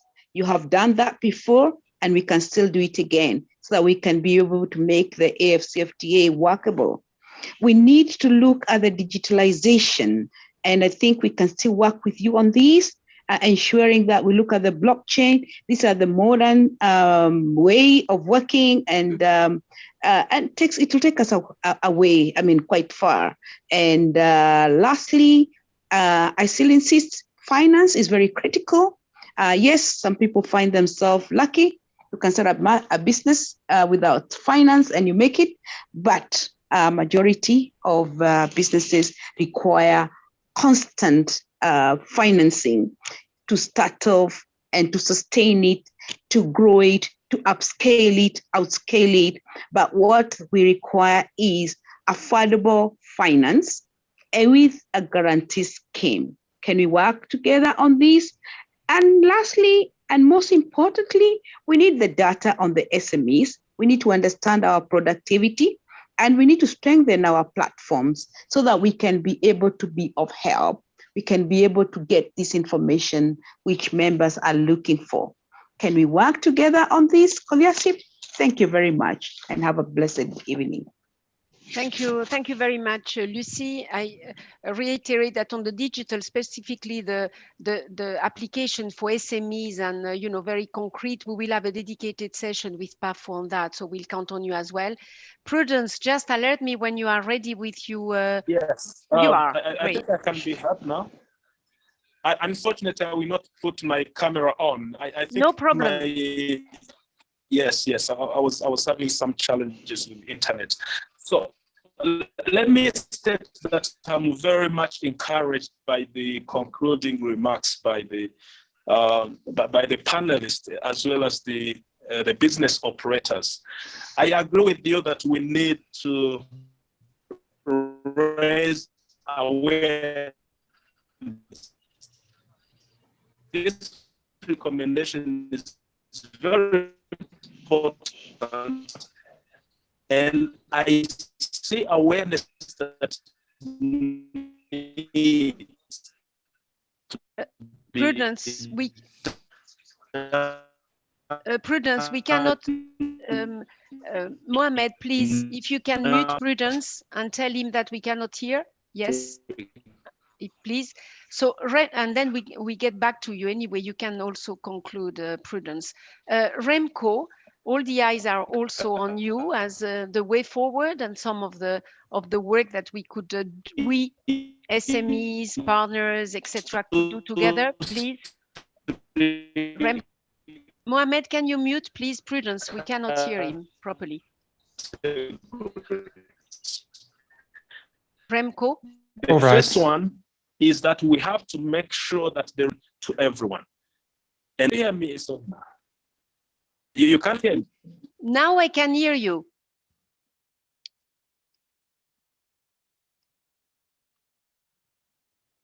Prudence, I was suggesting, if not, you check a bit and we not to lose time, we go with the other speakers and we get back to you at the end while you sort. Yes, no problem. I will wait. Yes, thank you. Remco, please. Thank you. Apologies, Remco. No, listen. I think it's very important that we hear from Prudence and from the African Union Commission and from the AfCFTA Secretariat in Accra. These people are doing tremendous work. They are rolling out the African Continental Free Trade Area. They're building an SME strategy. They're doing all the right things. And what we are doing basically is to try and offer our support. It's not us that are deciding that the farmers' organizations should be consulted, or that public dialogue must be part of the concept. That is very much their product, their idea, and we agree with that and we support that.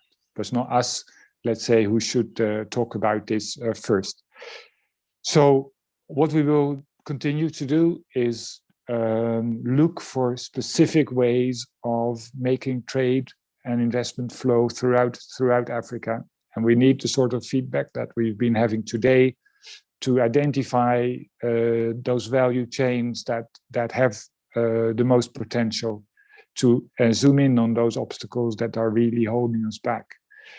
And the support will continue to flow, and at all levels, the national level, the regional level, the continental level, which is exactly also where the PAFO study tells us to concentrate our efforts.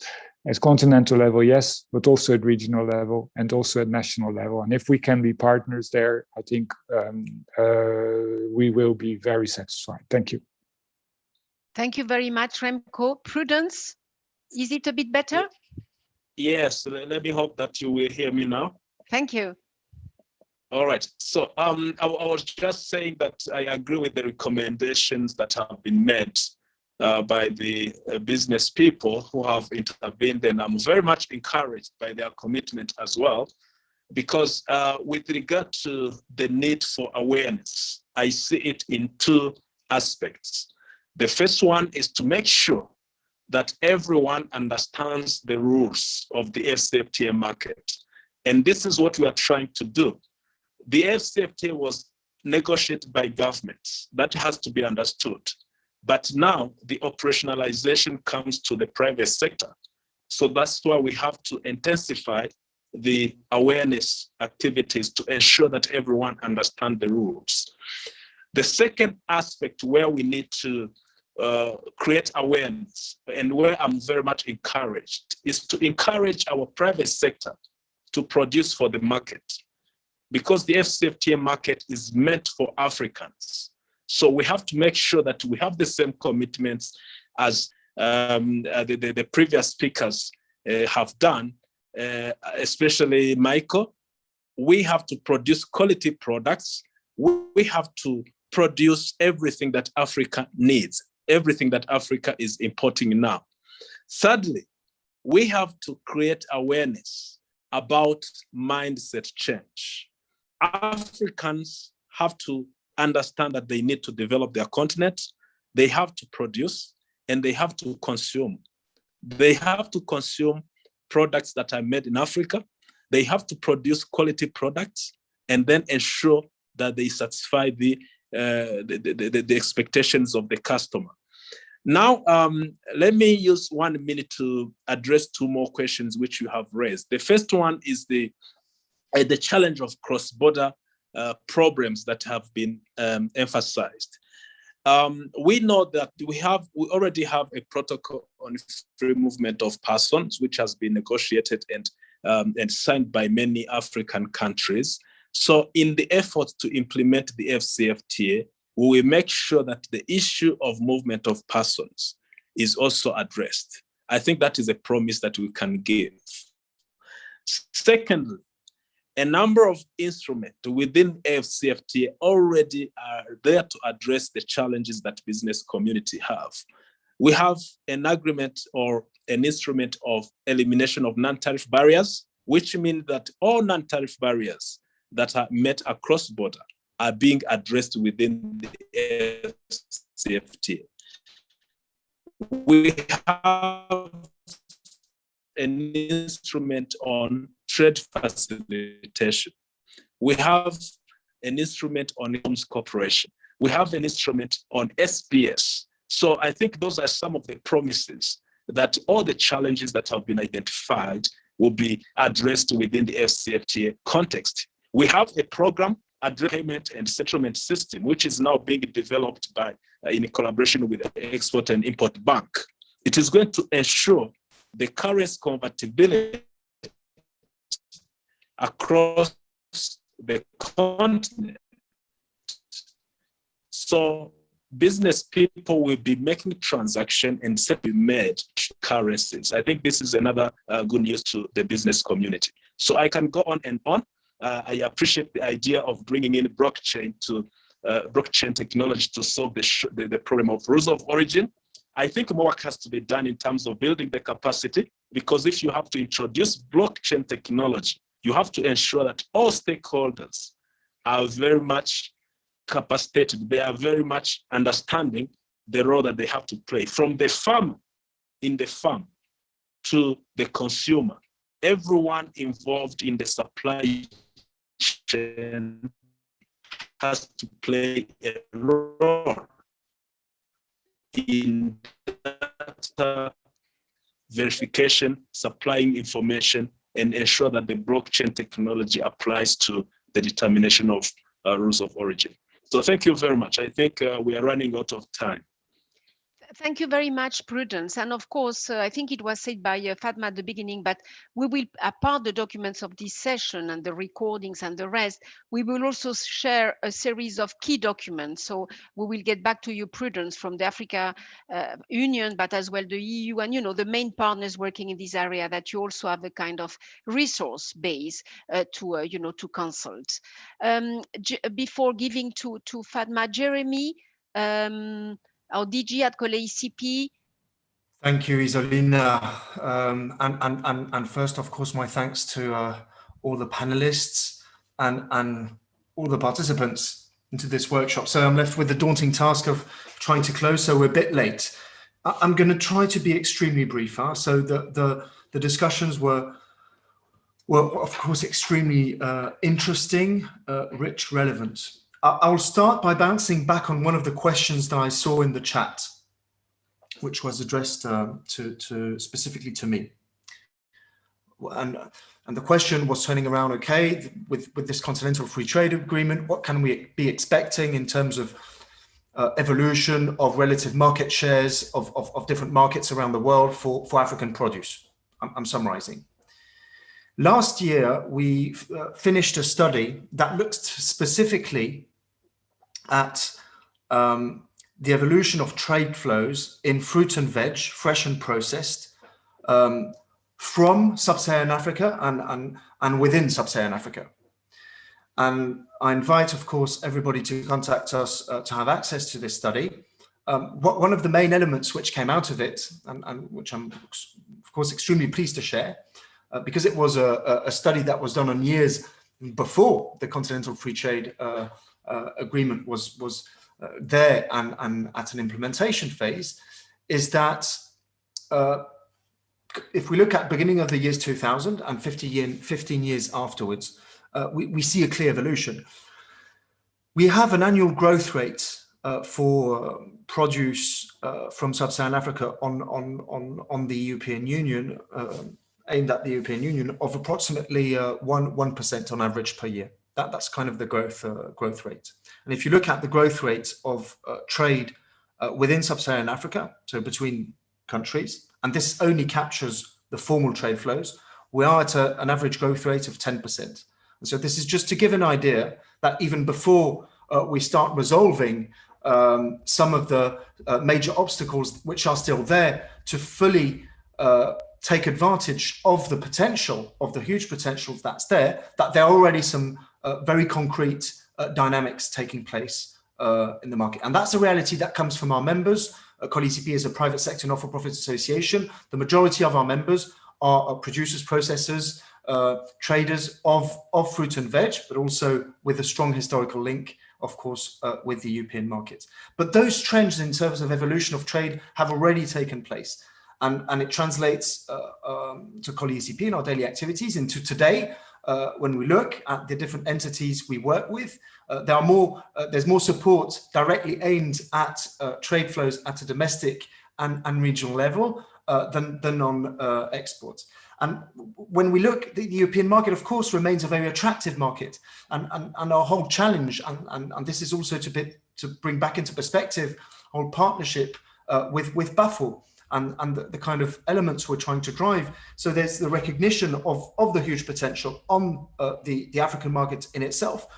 So of course, on outside markets, we have a huge challenge in terms of linking up more production with the other stages of the value chain to be able to have this more strengthened links established with markets. And that's the core of also the idea of working hand in hand around skills, know-how, knowledge, and I think that's the whole idea of what we'll be trying to achieve and increase with farmers' organizations. It's bringing these networks together, networks of MSMEs with historic links with outside markets, and we heard from the different stories.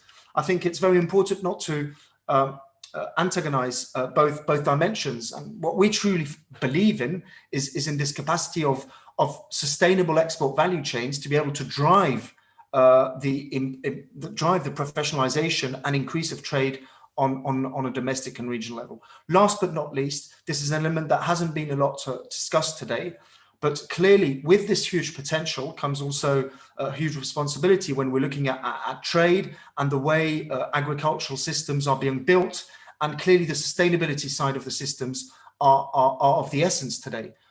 We talked, and it was mentioned, about the value sharing throughout the supply chain. This is an essential element, a crucial element that's valid for agricultural systems all over the world, of course.